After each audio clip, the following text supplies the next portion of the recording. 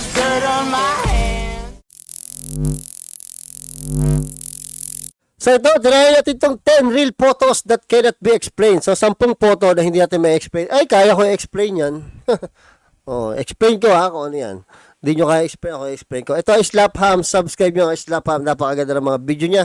So ito, tirahin natin ito. Bago pa, tirahin ang iba.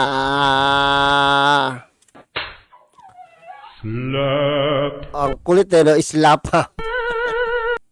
Ang galing, galing. That cannot be explained. Here are a collection of real photos so baffling that they make you question the world we live in.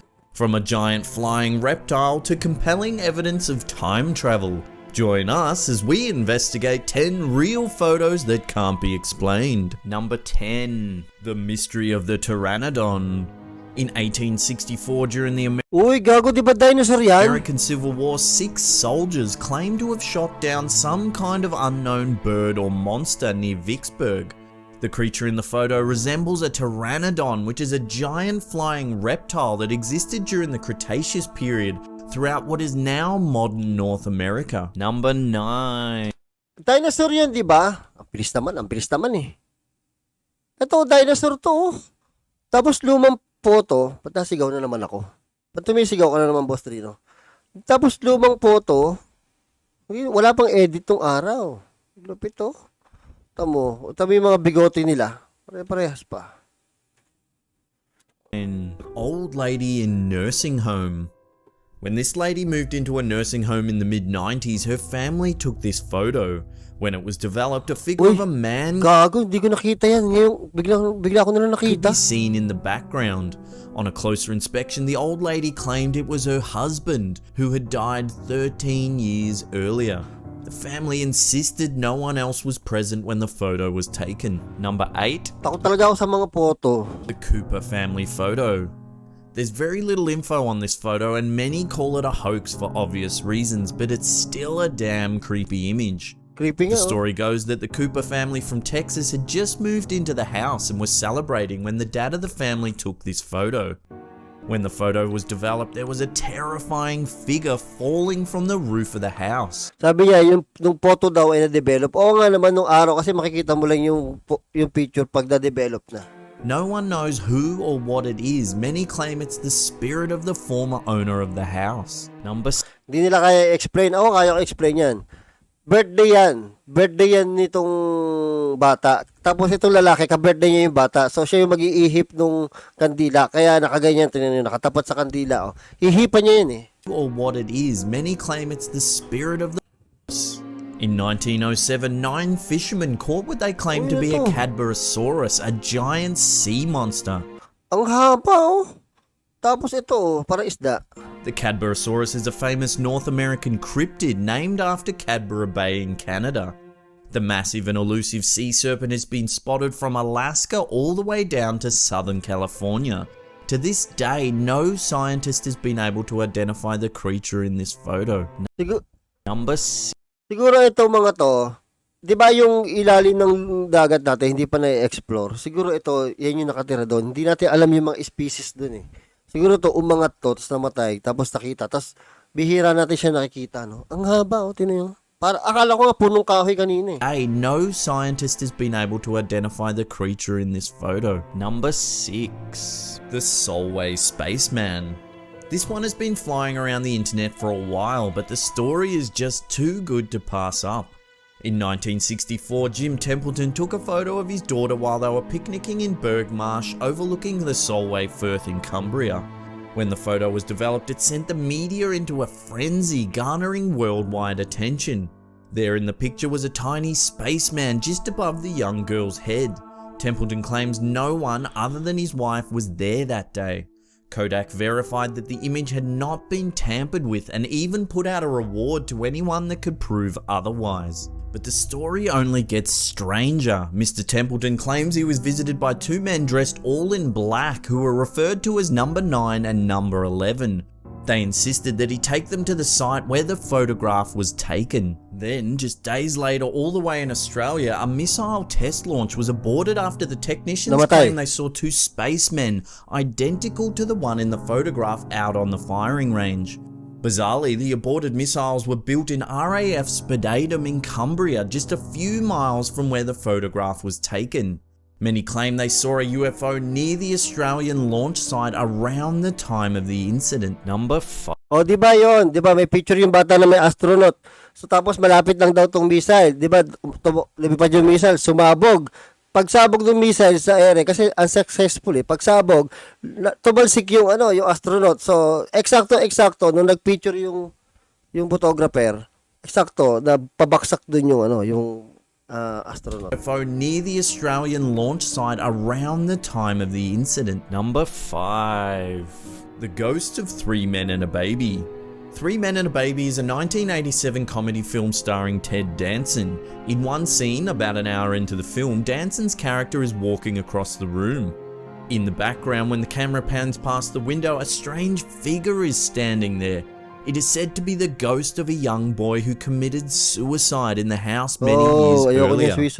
Some claim that the figure is actually just a cardboard cutout of Danson's character that featured in a scene that never made the final cut of the film. But what do you think? Does that really look like Ted Danson to you? Ako kasi sana naka-experience na ako ng mga pelikula, yung mga shooting, di ba? So, minsan meron talagang nag-take na. Minsan talaga may mga nanonood na akala nila hindi pa take. So, malamang itong bata na to, anak to ng lalaki. Oh, pareho sila lalaki. So, malamang anak niya yun. Final cut of the film. But what do you think? Does that really look like Ted? This photo was taken on the day South Fork Bridge was reopened in Canada in the early 1940s. It's very clear that one man doesn't belong in this photo or time period. He's got some sassy goggles on, a hooded jumper and a logo-laden t-shirt. Of all the events in history, why would a time traveller visit a bridge reopening in Canada? Speaking of time travel, what's the deal with this? This is footage taken from a Charlie Chaplin film opening in 1928. Everything is normal until a suspicious lady walks by chatting on a mobile phone. Look at that, she's clearly talking. And check this out, it's a woman exiting a DuPont factory in Massachusetts in 1938. Look, she's clearly chatting away on a mobile as well. What is going on? Number 3. Ba't may telepono? Chatting away on a mobile as well. Hindi naman sure na telepono yan eh. What is going on? Pitaka lang yun, tapos nananaginip siya na nasa future siya. Tapos itong isa, bading to. Ito, bading to eh. Teka lang, ang tagal naman. Ito, bading to. Nung sinaunang panahon, ito. Nung unang panahon, bawal ang bading pa eh. Eh siya, bading na siya. Kaya nakapag-design na siya sa kanyang t-shirt na ganito. Naka-invento na rin siya ng shades. Oo. Actually, salamin lang talaga yan. Nilagyan niya lang ng pentel pen. Kaya nagmukhang, siya, mukhang modern. Diba? Ang hina niya magpaliwanag eh. Papaliwanag niyo lang eh. Ano nangyari?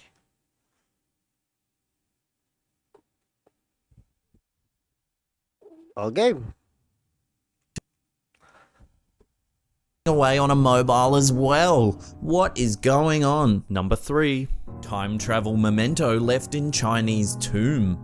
Sticking with time travelers and their reckless attitude towards the fourth dimension, in 2008, Chinese archaeologists opened a sealed tomb in Shaanxi County that supposedly hadn't been disturbed in over 400 years. What they found in the coffin is baffling. It's a small wristwatch-like object with the time frozen at 10:06. According to sources, the word Swiss was engraved on the back. Is this an elaborate advertising campaign or evidence of a clumsy time traveler? Number 2. Yan, di ko kaya explain yun. Sobrang lupit eh. Pero nakakuha ng ganyang itsura, may relo, merong oras, sinaunang pa yan. Advertising campaign or evidence of a clumsy time traveler. Nakikita yung t-shirt ko. Available na siya sa Shopee. Kaya check yung Shopee. Nasa description sa baba ang link or isearch nyo na sa Shopee ay Boss Rino. Number 2. The ghost in the back seat. In 1959, Mabel Chinnery was visiting the grave of her late mother. While at the cemetery, Chinnery took a photo of her husband in the front seat of their car.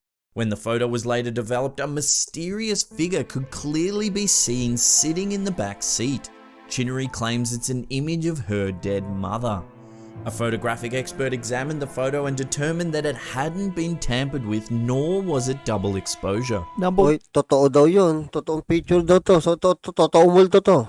Oo, totoong multo. And determined that it hadn't been tampered with, nor was it double exposure. Number 1. The ghost of Freddie Jackson. This photo of a World War I RAF squadron was taken in 1919. If you look at the airmen in the back row 4 pilots in, you can clearly see an extra ghostly face. Ay, All putang the ina men mo. photographed that day swear it's the face of Freddie Jackson, a pilot who tragically lost his life in a propeller accident just days earlier. In fact, Jackson's funeral was held on the morning this photograph was taken. Well, there you go. Wala, talagang multo na yun. Wala na akong, hindi ko na kaya explain yun. Oo. Pero yung iba, dadali na ma-explain. Di daw nila ma-explain. Mahina talaga eh. Pag Pinoy, magaling talaga tayo mag-explain. Oo. Dahil marites sa atin, tayo na, nasa dugo natin yan eh. Ayun!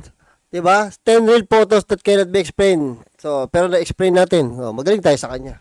Mas magaling tayo sa kanya. Ay! Ano?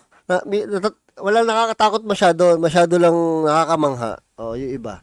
Katulad nung ano, binibiro ko lang yung explain ko. Pero, ang hirap talaga explain eh. Yung may shades. Tsaka yung sa telepono, wala yun. Mukhang telepono yun. Ay.